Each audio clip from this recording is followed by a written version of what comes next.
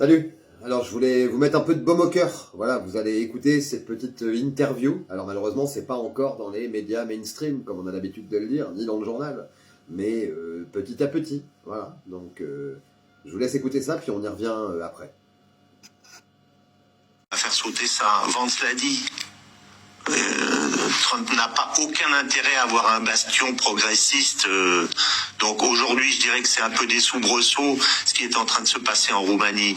Mais je dirais il y a trois personnes qui sont dans la ligne de mire du sniper là-dedans. Il y a Van der Leyen, il y a Macron et il y a l'anglais. Vous voyez. Ce que Vance a dit, c'est pas simplement une déclaration de principe sur le fait de ce que les Européens ne devraient pas faire. Ça veut dire si vous vous comportez comme ça, vous serez nos ennemis. Parce que par ailleurs, je rappelle que la réunion, là encore, des Russes et des Américains, c'est le retour ensemble des conservateurs. Dans la constitution russe, il y a la famille, c'est les hommes, un homme, une femme et des enfants.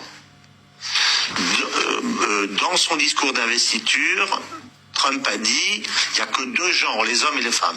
Donc ça veut dire que pour eux, les conservateurs, je dirais le monde LGBT en gros, celui que j'appelle être celui de la sexualité récréative contre la sexualité reproductive, qui est un changement de monde totalement différent et qui est poussé par les associations, etc., tout ce monde-là.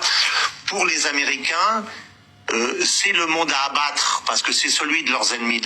Bon, je crois que tout est dit, voilà. Alors c'est sûr que si on avait ça à la télé comme ça, il y en a qui passeraient par le balcon même, à la limite. Mais petit à petit, voilà, on commence dans les médias mainstream à entendre certaines choses qu'on n'aurait pas imaginées il y a 6 mois en arrière, ou même 4 mois en arrière. Donc de toute façon, ils vont être obligés de marcher droit. La Chine, la Russie, aussi puissants qu'ils sont, malgré toutes les tentatives et les contre-attaques, parce qu'à chaque fois... qu'il se passe des choses pas possibles, c'est le deep state qui contre-attaque, 9 fois sur 10. Donc, à coup de Soros ou autre chose. Mais voilà, on est loin encore d'avoir ce genre de mec qui vient intervenir.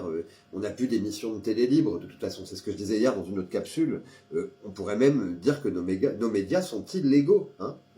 Faire la promotion d'un criminel de guerre, c'est illégal, je veux dire. Enfin, ça devrait l'être en tout cas. Donc voilà, patience, en attendant, tenez bon, et puis ça vient de toute façon, États-Unis, Russie, Chine, les trois ils vont dans le même sens, donc il va falloir qu'on s'y fasse. Donc là ils sont en train de nous faire descendre dans un entonnoir, nos dirigeants, et puis il va falloir se réveiller, mais c'est en cours, donc c'est quand même une bonne chose. Donc voilà, patience, unissez-vous, partagez, likez, abonnez-vous, parce que ça donne de la visibilité, voilà, c'est comme ça, et puis on se dit à très vite, ciao.